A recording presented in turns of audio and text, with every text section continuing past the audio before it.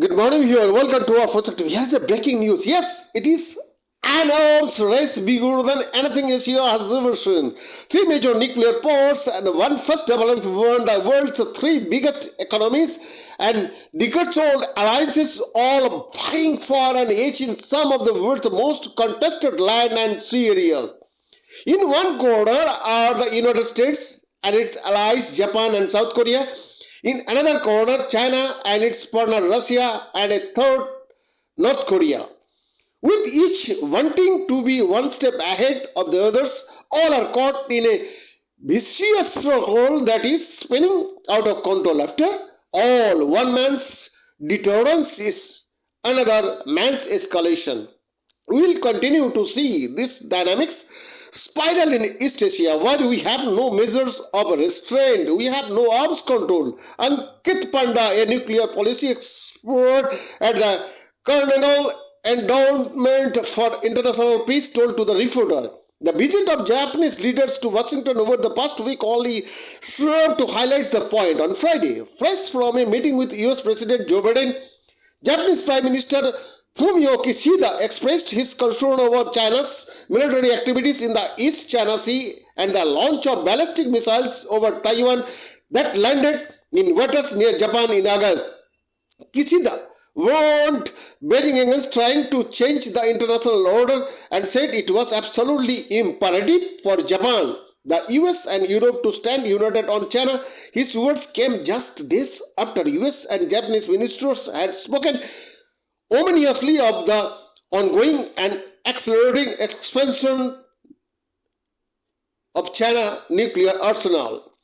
Yet, according to North Korea and China, it is Japan who is the aggressor. They have seen Tokyo pledge recently to double its defense spending while acquiring weapons capable of hitting targets inside Chinese and North Korean territory. And their alleged concerns will only have grown with the announcement just days ago of plans of new US marine deployments of Japan's southern eastern, including new mobile anti-ship missiles meant to throw out an first strike from Beijing. To the US and Japan, such moves are about deterrence. To Beijing, they are escalation.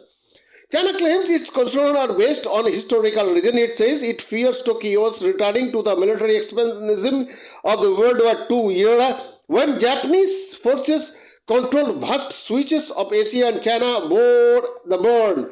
Some 14 million Chinese died and up to 100 million became refugees during the 8 years of conflict with Japan from 1937 to 1945.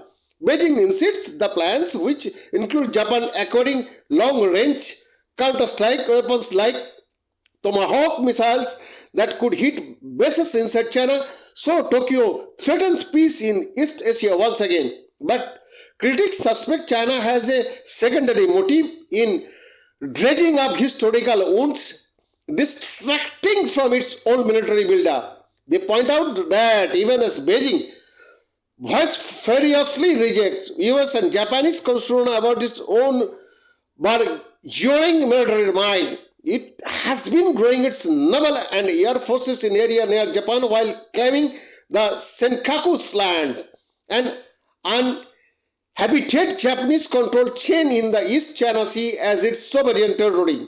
In late December, Japan and China said government vessels had been spotted in the contiguous zone around the island known as the Diaos in China.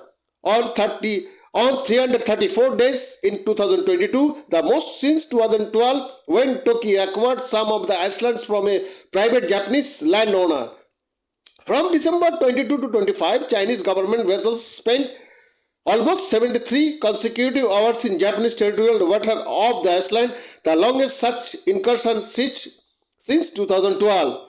China has also been raising the temperature through the strengthening of its partnership with Russia. A State Department official told to the reporter recently that this not only spurred some of the US-Japan agreement of Ukraine had moved things on a warp drive, given how Russian President Vladimir Putin and Chinese leader Xi Jinping had showcased their close relationship in the lead up to the Beijing Olympic.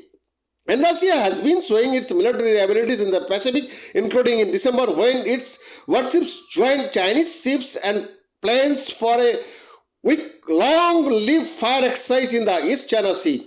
Beijing's aggression has been particularly visible when it comes to Taiwan, a self-governing island of 24 million that the Chinese Communist Party claims as its territory despite never having controlled it. Xi has refused to rule out the use of military forces to bring the island under Beijing's control, and China has increased its aggressive military activities around the island, especially since the visit of then US House Speaker Nancy Pelosi in August. In the days following Pelosi's visit, China held unprecedented military drills around the island, firing multiple missiles near its water and sending its warplanes to the hard sea. As recently as last week, China sent 28 warplanes across the median lines of the Taiwan Strait, including J-10, J-11, J-16 and Su-30 fighter, H-6 bomber, 3 drones and all warning and reconnaissance aircraft. That exercise mirrored a similar one on Christmas Day, when the People's Liberation Army sent 47 aircraft across the median line. Amid such actions, US resolve has remained strong. Washington has continued to approve a growing list of military sales to the island in line with its obligation under the Taiwan Relation Act. Beyond the report for TV.